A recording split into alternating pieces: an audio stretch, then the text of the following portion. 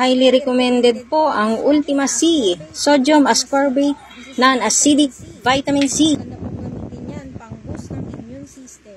Lalo na kung sakitin ng anak mo, pwede sa ito. Lalo na kung ikaw ay acidic, pwede rin po yan sa'yo. Kasi sodium po siya, non-acidic vitamin C po yan. Hindi yan kagaya ng isang vitamin C na acid. Yan ay hindi acid. So organic po. Magandang pang-boost ng immune system. Lalo na kung ikaw ay sipunin, may ubo, mas maganda mag-prevent ka nito, mag-take ka nito. Prevention is the key. Mas magandang gamitin. So, try nyo na mga lods. Check out na sa ating yellow basket. Umubo ka na rin para malaman mo ang kagandahan ng vitamins na ito.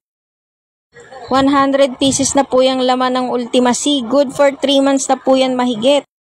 As you can see, nung nag-take ng vitamins ang aking anak, ayan po, makikita niyo po yung anak ko before and after na gumamit po siya ng Ultima C. Talaga namang tumaba at nagkaroon siya ng laman.